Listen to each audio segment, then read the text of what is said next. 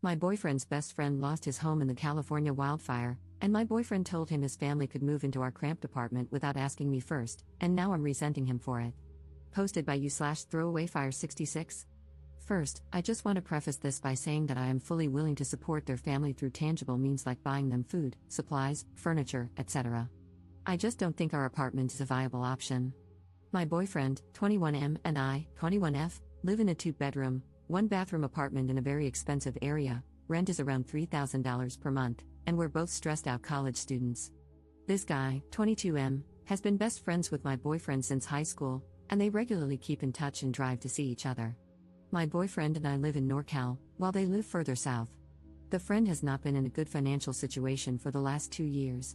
He dropped out of community college after he got a girl pregnant, and they ended up getting married after she gave birth. She is now 7 months pregnant with their second child.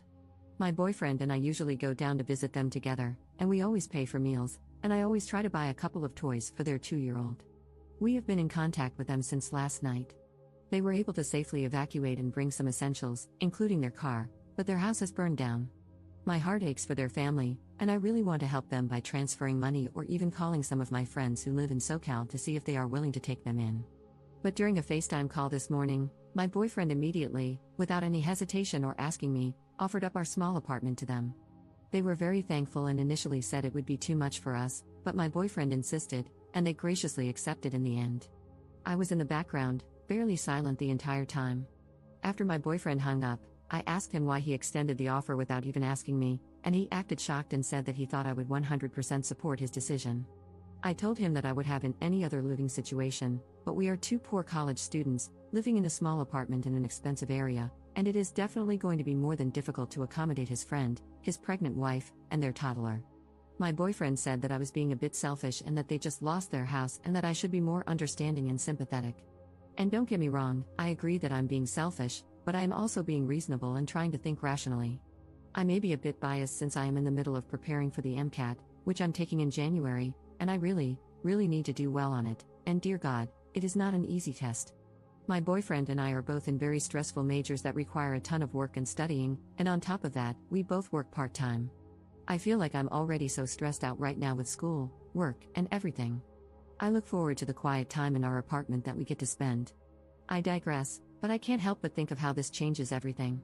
Of course, this is probably temporary, even though my boyfriend said they could stay as long as they need to, but right now is really not the time. My boyfriend and I argued over this for an hour, and I ended up just heading out for the day. My boyfriend is sticking to his plan, and he texted me saying that he's sorry and that he knows it'll be hard, but to remember we're doing a good thing and supporting our friends in a time of crisis. I couldn't help but think that it was really his friend and not ours, but I might just be being bitter. They are planning to drive up tomorrow morning. I'm just so worried, stressed, and my anxiety is through the roof. I came home around 2 hours ago and noticed that my boyfriend has already set up a mattress in our second bedroom, which is our office/work area, and set up the couch. I burst into tears and almost had a panic attack. I just don't know how to deal with toddlers, and I also don't know how to support and take care of a pregnant woman. My boyfriend comforted me, but I can't help but feel a bit resentful right now. He agreed to this without asking me, and I can't fight back now. I would seem like such a horrible person. I'm still crying in our room as I'm typing this, and my boyfriend went out to stock up on groceries. God, I don't know what to do, and I feel so panicky. What can I do at this point, Reddit? I'm at a complete loss. Additional info from Op regarding her feelings about the best friend's family. To be very honest, I'm not the biggest fan of their family. From what I could tell from visiting them with my boyfriend, they do not have their act together. When we visited them around 3 months ago, the wife regularly went out and partied while pregnant, and their toddler is extremely misbehaved. While I was there last time, I had to help change the toddler's diaper while the wife was out partying, and my boyfriend and his friend were playing video games. Relevant comments. Commenter. Do they have any other options? Honestly, my boyfriend would do the same thing, and I love that about him. It really sucks that this is happening during such an important time in school, but if these people have nowhere to live, I don't see how turning them away isn't a little heartless. Of course, you might need to stay at your friend's house to get studying done, but is that such a horrible trade-off for helping a family with no home? Op's response. I think they do have options but decided to turn to us because their family would be harder on them, pushing them to pay for themselves and move out soon. They both have family nearby. In fact, the husband's wealthy family lives not far from us. However, they had already housed them for a year and a half after she got pregnant at 18, and according to my boyfriend, they were furious about how they acted during that time and almost kicked them out. They eventually caved and actually bought the house they lived in so they could move out. I just can't deal with irresponsible adults in addition to a toddler in my small apartment.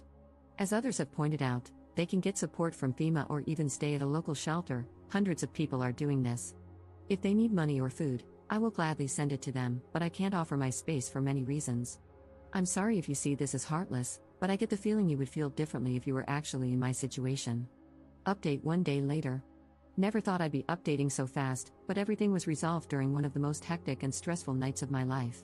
Shout out to all my supporters out there, you guys made my day yesterday. And to those of you calling me heartless because I don't think offering up our living space is a good idea, even though I've said I'm willing to support them in any other way, screw you. The pregnant wife, husband, and toddler arrived at our apartment last night around 9:30 p.m. They had already told us on the way that their toddler had contracted some kind of food poisoning and wasn't feeling well, which is what delayed them. My boyfriend and I went down to greet them and immediately noticed they had so much luggage, 2 large suitcases, a duffel bag, and about 4 Trader Joe's shopping bags filled with random stuff and half-eaten food. Cool, that was going to be fun to lug up the stairs. So, my boyfriend and the husband started bringing up their stuff, while I stayed back and half-carried the pregnant wife up the stairs because she felt too tired and nauseous. We got upstairs, and I asked where Jake, the toddler, was. The wife suddenly realized she had forgotten to unbuckle him from the car seat and left him there. She asked if I could go down and grab him. I wanted to say, not my forgotten toddler, not my responsibility, but I decided to try to be gracious, at least for the first day, so I went down and unstrapped the toddler, who looked visibly sick. There were literally 2 bags of vomit next to him, which I removed from the car and threw in the trash because they would have been forgotten and become a severe health hazard.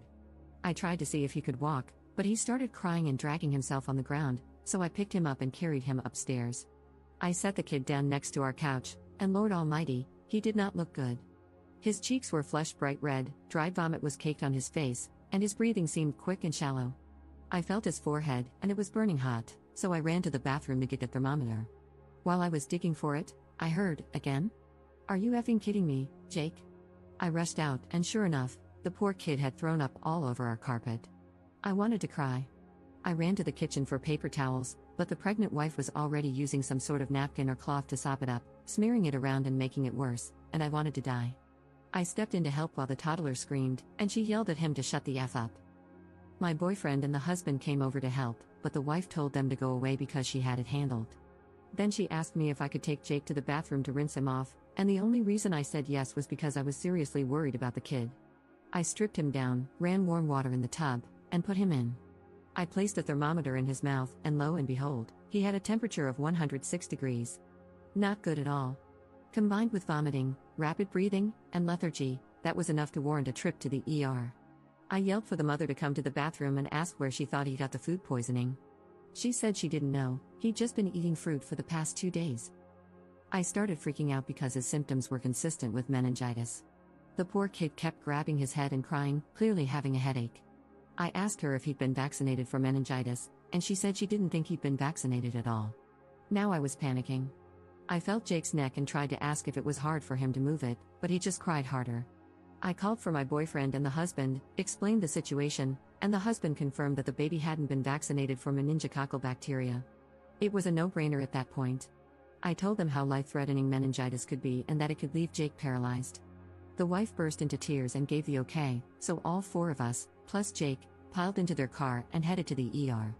My boyfriend drove while I sat in the back, cradling Jake and checking for rashes on his arms and legs with my phone flashlight. The wife kept crying. I was close to crying too. We finally got to the ER, and I told them there was a 2-year-old with symptoms, blah blah blah, who hadn't been vaccinated for meningitis, and we suspected he had it. They immediately brought him in and asked if I was the parent. I said no and pointed to the wife, who was trailing behind me in tears. They brought her in with Jake and told me to wait in the lobby. That was the first time I actually breathed. 5 minutes later, the husband and my boyfriend rushed in.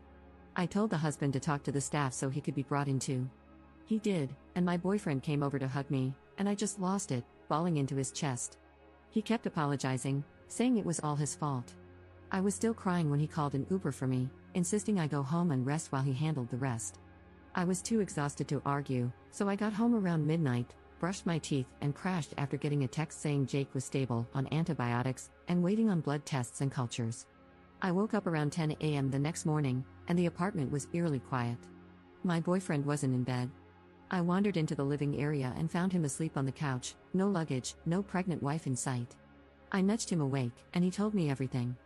Jake was in the ICU, and my boyfriend had managed to get a nearby hotel for the family at half price after explaining what had happened.